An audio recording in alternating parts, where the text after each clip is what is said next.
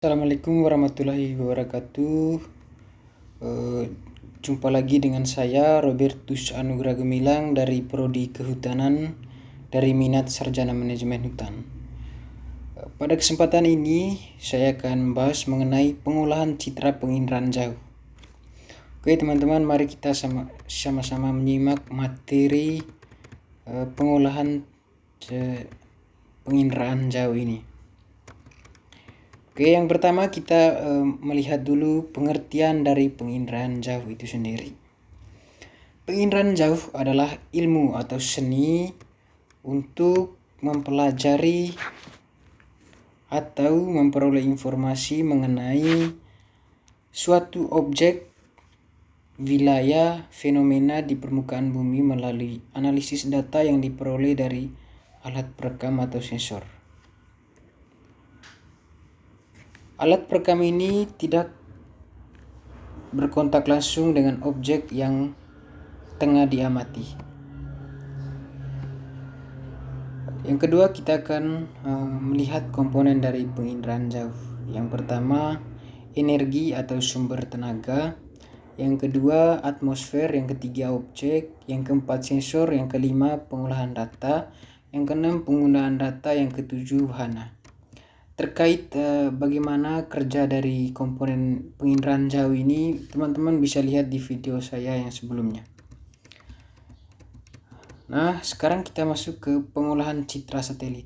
Citra adalah hasil penginderaan jauh. Citra terbagi menjadi dua jenis, yaitu citra foto dan citra non-foto. Setelah citra didapatkan dari proses penginderaan jauh ini, hal yang dilakukan selanjutnya adalah melakukan interpretasi citra. Interpretasi citra adalah suatu kegiatan untuk menganalisis, mendeskripsikan, dan mengamati objek. Langkah-langkah dari interpretasi citra yaitu yang pertama deteksi, kita mendeteksi. Yang kedua kita mengidentifikasi. Yang ketiga ciri spektral berkaitan dengan rona dan warna objek pada citra. Yang keempat, ciri spasial berkaitan dengan ruang meliputi tekstur, bentuk, ukuran, pola, dan bayangan, dan juga asosiasi. Yang kelima, ciri temporal berkaitan dengan waktu pada saat perekaman. Yang keenam, analisis, yaitu mengelompokkan objek yang sudah diamati. Yang ketujuh, deduksi, yaitu proses akhir dari interpretasi peta yang menjadi kesimpulan akhir atau penentu jenis objek pada citra. Berikutnya kita melihat pemanfaatan penginderaan jauh di berbagai bidang. Bidang yang pertama adalah bidang hidrologi. Pemanfaatannya mengamati arah aliran sungai, mengamati kecepatan aliran sungai. Berikutnya pemetaan luas daerah aliran sungai, pemetaan luas daerah dan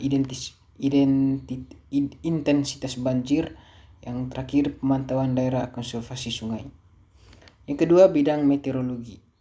Pemanfaatan penginderaan jauh di bidang meteorologi ini, yang pertama mengamati pola pergerakan angin, yang kedua mengamati iklim suatu daerah, yang ketiga membantu proses analisis cuaca. Yang berikutnya pemanfaatan penginderaan jauh di bidang oceanografi. Yang pertama mengamati gelombang air laut dan pasang surut, yang kedua pemetaan potensi sumber daya laut, yang ketiga pemantauan perubahan pantai akibat abrasi atau sedimentasi. Yang keempat bidang geologi dan geomorfologi. Pemanfaatan di bidang geologi dan geomorfologi ini, yang pertama pemetaan daerah vulkanik, yang kedua pemantauan wilayah bencana, yang ketiga mengamati gerak massa batuan, yang terakhir mengamati arah pergerakan lempeng. Yang kelima, kita akan melihat pemanfaatan penginderaan jauh di bidang perencanaan. Yang pertama, penentuan lokasi pembangunan suatu infrastruktur publik. Yang kedua, penentuan rute perjalanan transportasi publik. Yang ketiga sebagai bahan kajian suatu lahan. Yang terakhir sebagai penentuan model pengembangan suatu wilayah. Dapat kita lihat bersama bahwa pengolahan citra penginderaan jauh ini berperan sangat penting di berbagai bidang.